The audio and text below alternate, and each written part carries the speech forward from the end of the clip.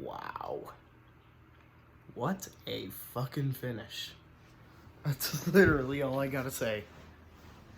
There's so many times that Ryan Blaney has just been off the winning radar, let alone off the lap leading radar, almost on to the same degree Jimmy Johnson has been, except that Ryan Blaney's in the chase, but whatever. Ryan Blaney, by 7/1000ths of a fucking second, wins a race at Talladega. Holy fucking shit. How intense was that race? You've got a Bowman failing to block Joey Logano, then offing himself in front of the field. Then Kyle Busch pressed the AZ5 button on himself and wrecked himself and the rest of the field, and Brendan Gaughan flipped over without even landing on his roof. I was on the edge of my seat watching that race. Holy fucking shit. I was afraid that Ryan Blaney wasn't even going to get a chance, considering he was like a few car lengths behind Ryan Newman at the tri-oval, but then Ryan Blaney kept pushing through, kept hauling ass, and then, wow. By inches. Blaney by inches. Please excuse my poor NASCAR on Fox impression from 2003 Darlington. For a year like 2019 that has been the absolute worst of the worst, this was actually the best race of the season. Wow. I mean, I'm not too happy that Alex Bowman kind of made a cheating block on Joey Logano, and I don't even like Joey Logano, and I really like Alex Bowman, but hey, it's racing.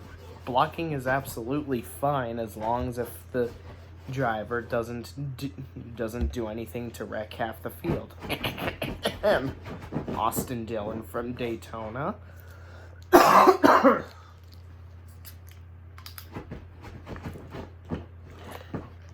a good water.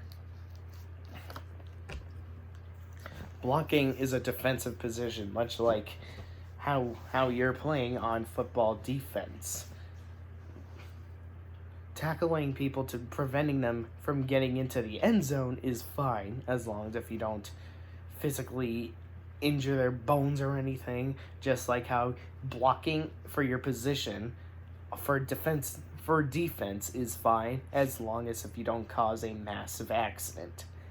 And I know a lot of people are gonna try to make this ridiculous, obnoxious, ever so tiresome mantra, this feeble attempt to invalidate my point, saying, you're just going by what Thrash Maniac 99 says. Oh, kiss my ass. What he says is true, and what everybody else says that takes what he says seriously and that has the same common sense as him is about as much of a sensible person as anybody else. We've been through, how many times do I have to keep parroting myself the same shit over and over in order for you folks to get through your heads?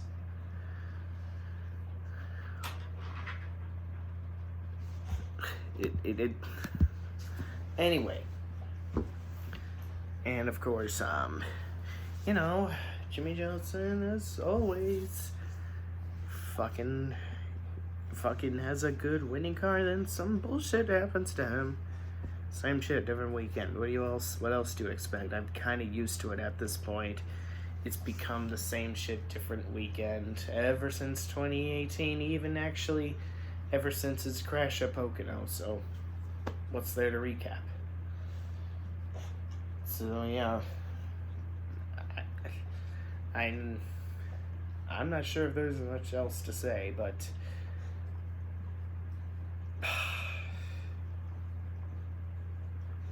yeah, I would like just to point out the fact that the Brendan Gaughan, the fact that he's joking and laughing about right after his flip at Talladega, kind of proves how much of a classy guy he really is. Take notes, Kyle Busch. This guy went airborne and landed on all four wheels. Had a chance to even win a race or top 5. Yet was still having... he was still joking about how it was very comparable to all the dirt races he's participated in. Anybody that says that they don't like this guy yet loves Kyle Busch has no right to be taken serious. It shall not be taken seriously under any condition whatsoever. Sorry that I'm posting this video late. It's just that I have been dealing with a depressive episode, and as well as my studies for ASCs, and I've been really taking them seriously lately.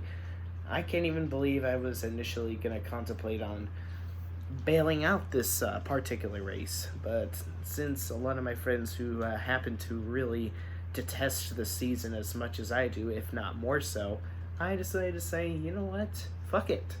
Since people who hate this season seem to be enjoying this race, I might as well chime in.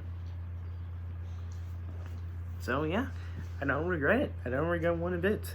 The fact that a close finish happened even in the worst year for NASCAR is appalling. I mean, name one time you saw something like that in, I don't know, 2008 or 2009. I've ripped and teared into 2008 and 2009, and in 2015 tirelessly, same with 2018, about why their quality is so garbage. Was there ever one time a close finish happened? I mean, I'm not saying every finish needs to have a close finish in order to be good, but wouldn't it kill a season to have at the very least come close to having a close finish? I mean, at least 2019 had. Ew. Am I really giving 2019 a compliment? God, I'm about to barf now. This year's been so far down the shitter, and I can't even believe I decided to man the hell up, enhance my guts and tolerance of lead, and actually test my mental health on this race, and it actually came out not so bad. This was the 10th race, 10 out of the 29 or 30 races that are good this season. It's been a lot more bad than good about this season, but if this package was being run on just Daytona and Talladega, I would have been just fine. But alas, it's being produced on... It has produced some of the worst racing we have ever seen in our lives. But hey...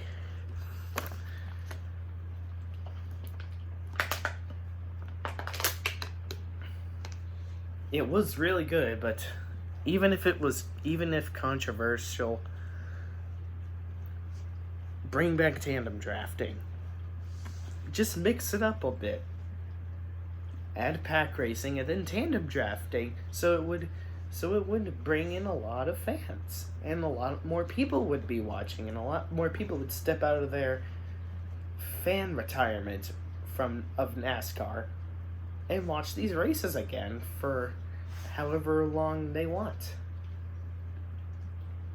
Or at the bare minimum, the 2010 package, 80 to 90 plus lead changes every race. Those were awesome.